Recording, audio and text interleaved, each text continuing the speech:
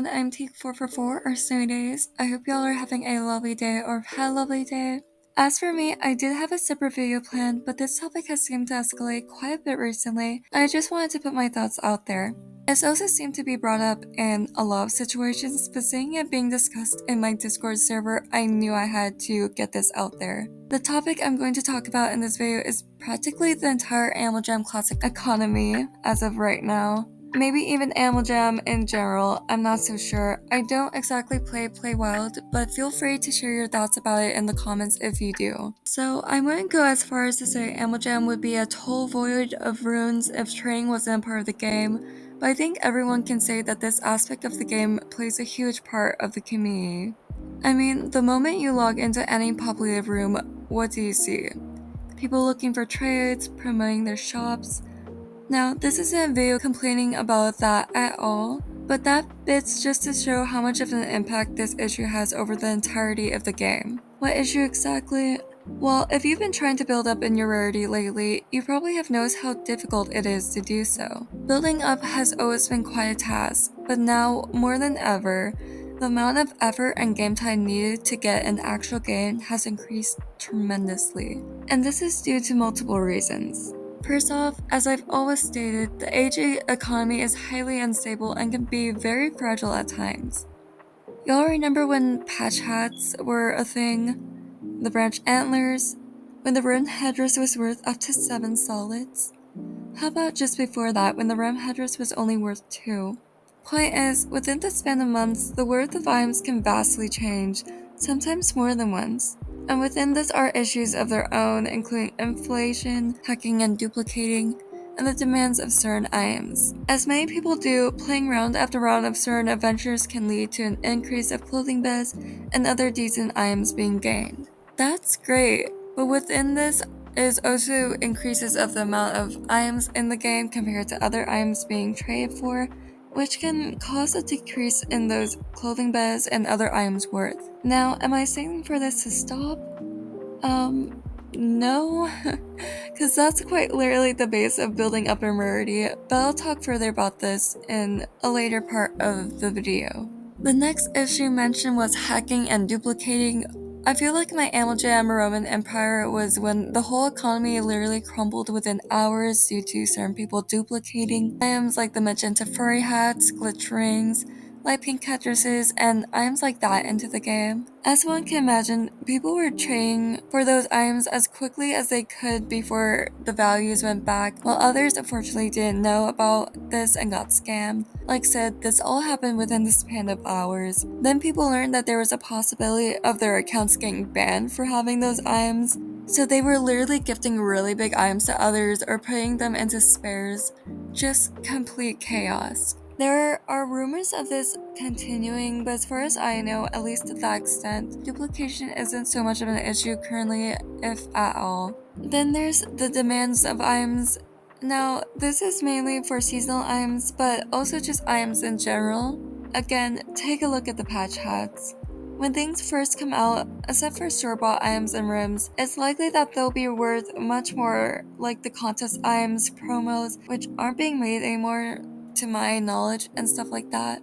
And with all the hype comes an eventual downfall. Maybe not all the way, but I've noticed specifically with the contest items coming out, the prices tend to lower a bunch after being released. The hot magenta tiara was around 7 solids when it first released. Some people trading over for them. Now they're worth about 4 to 5. Slime Warns were so in demand when they first came out for their unique coloring. I still find them super cool, but I've never been able to get them, because they started up to like 8 solids or something like that, and the demand being even higher. And now, less than 3 months later, they're half the worth, though I would say it's been this price for nearly a month now. Another example completely unrelated I could use are the seasonal items as mentioned. It seems like those holiday items tend to rise even just a bit whenever the holiday comes around, especially around the Night of the Phantoms and the Jamal days. Now, this always confused me since I knew a lot of the items would be back in stores if one would wait a couple or so weeks. Like what had happened with the Mad Scientist hair, Book of Spells, Epic Hats. People were offering spike colors for them. And though some of the items did look nice, like the trick-or-treat buckets, which didn't get released back into stores, I didn't want to trade for them around that time. Think of it like this. You go to a store a couple weeks before a certain holiday and the items are being put up for it. They'll of course be full price because a lot of people around that time are looking to buy those and will be needing them. Then the particular day comes around and starts to pass. Some of the items are starting to become discounted. Then that day passes, then the next, and by the end of the week, all the items are likely half off. Just like that analogy, the same thing happens on Animal Jam. And coming from someone that sometimes buys Halloween, Christmas, and other holiday decorations after said holidays for the next year, sue me, many do the same on Animal Jam. They stock up during and afterwards, whether for their own character customization, escaping having to trade for the items later, or possible profit, and it becomes a roller coaster of a loop every year. Honestly, all this can be compared to the trends in real life. Some items become super popular, many people want to partake, then that trend fades out. Then sometimes later it may come back, it may not. I apparently have a grudge against the patch hats. It's quite normal, right? But it seems like it comes and goes so quickly on Animal Jam Classic. You would barely be able to trade for the item in Desire after hours of pleading for some jammer in Township, Coral Canyons, or Brady's Lab, most times all three in several worlds, to accept an average worth instead of the max or over. So ecstatic that you actually got a quote-unquote fair trade, only to find out it actually just dropped in price. Wonderful. Those aren't the only points I wanted to make in this video. I already talked about all this in one of my previous videos talking about Animal Jam Classic Nostalgia if you want to go check that out. But I feel like this information really contributes to the rising topic. Another major impact to this issue is the disappearance of the one and only adventure, the Forgotten Desert. Lost but never forgotten in our hearts. If you're like me and 80% of the active community, you used to play round after round, grinding out the Forgotten Desert for any decent items. Perhaps even going for a solid when colors were still available. Another core memory of Animal Jam to many people and a complete shock to me when I had returned in mid-2023. All colors were wiped as a prize from any adventure. This also affected the rarity system, by the way, but even afterwards, the chances of risk, clothing beds, and den beds were enough to still find this adventure enjoyable and a useful method of trading up. But now that somewhere in the void, unknown of when its return will be, even by the company, it's beginning to become even more difficult than ever to trade. I mean, there's still adventures like the Search for Greeley Hard mode where people can still obtain clothing betas, though that adventure has also been hacked into. Not so much now, but if you want a little more information on that, you could check out my video about the hacking on Animal Jam Classic. But that's just the thing, more and more clothing beds are being added into the game, while other items such as colors, wrist, and even den beds aren't. Before, this somewhat shifted the rarity of items, but it was more in unison, if that makes sense. Now there's an unbalance with more clothing beds appearing, yet no new den beds or spikes.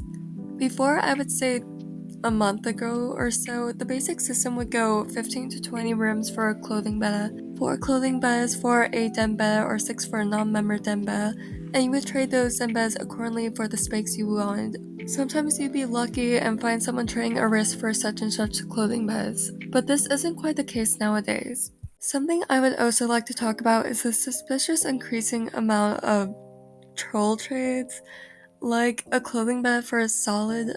I feel like it's also that specific trade too, a clothing bed for a solid. But just those types of trades that seem so ridiculous, but you get enough times that you have to double check the AJ Worth wiki and look around to see whether it happened to severely drop in worth or not. And the item never has to that extent, but you keep on getting them. I don't know, but I know it's not just me that's been getting these trades. In fact, this is mainly me viewing and hearing others talk about this problem.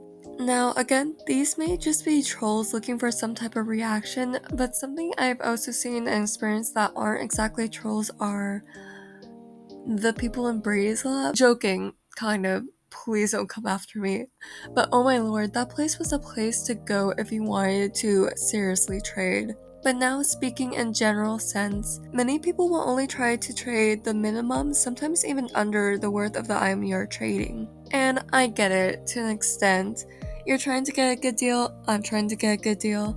but a few denbes worth for a long collar. And if you decline, good luck trying to get any other trade offer, since on the other hand, lots of jammers lately are only looking for the max price of their items, sometimes even more.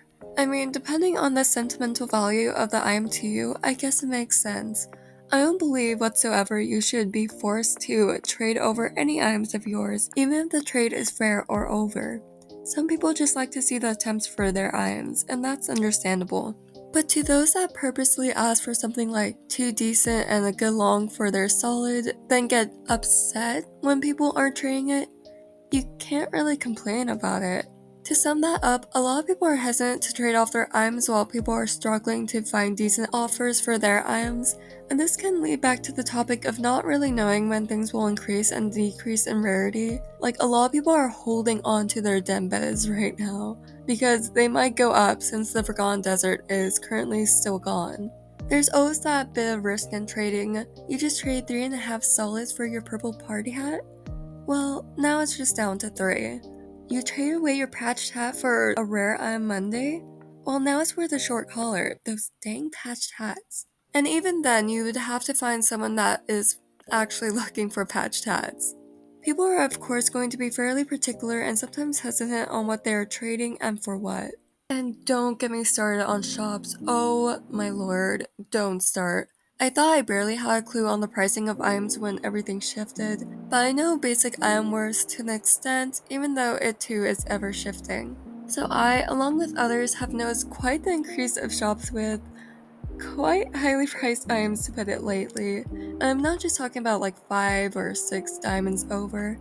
I was chilling over on a friend's stream like a while ago, Pink Bunny XC. Y'all should go check her channel out, by the way. Anyways, I was key witness to someone trying to sell a green short wrist for 78 diamonds. You heard right, 78 diamonds. I don't even think I have 78 diamonds currently in my account. Kind of tragic. And you may think, that was just some troll, right? These are just trollers. Well, maybe, but this seems to be quite a common thing. Wrists for 50 plus diamonds, bad long colors for 250, people wanting up to 800 for solids. Kind of crazy. I mean, even Rems, I'm sorry, but 5 or more diamonds for something that was in stores 2 or 3 weeks ago? I literally just saw a week ago somebody trying to sell clothing betas for 55 diamonds, which is crazy because on the other hand, clothing betas have been plummeting in worth. I literally just bought a rare bow and arrow for 15,000 gems. People are struggling to sell them for even 3 or 4 diamonds. Y'all remember when you were able to get them for 8? Crazy times, like a couple months ago. And I know some people may argue, well, Animal Jam wasn't solely designed just to be played for rarity. Words. Nobody even tries to learn about the animals anymore. Words. I mean, facts are facts, and that doesn't change the fact that this economy now plays a large role in keeping this community alive. Because if you, like me and many people playing the game, you've already done everything else to offer. You've completed your journey book, learning about those hidden animals you've had to find, exploring the different biomes of Jamal. You've read those fun facts at the end of many games. You've done all the adventures, seasonal and permanent. You've learned about the alphas, the phantoms, the lore. You donated to help the big cats. You watched the mini movies, videos. You checked out educational posts from National Geographic and Animal Jam about the animals and the world around us. You grew up on this game when you were little. And now, returning to the game for a bit of nostalgia and for the lingering community there isn't much else to do. Sure, they're still making masterpieces, hanging out with buddies, and continuing to enjoy the more educational aspects of the game. Like said, I'm not saying at all that this game would cease to be playable without trading and shops. But in the state that it is in now, especially without that many updates to Classic, people are just losing that spark they had for the game. And that's honestly so unfortunate to see for one of the very few childhood games I played. The only one that I still do. That was just my thoughts and a little context as to what's currently going on in Classic with this situation. Feel free to leave your thoughts and opinions down below in the comments. I appreciate all comments, likes, and subscriptions. With all of that being said, thank you so much for watching, and I'll see you in the next live stream or video. Bye!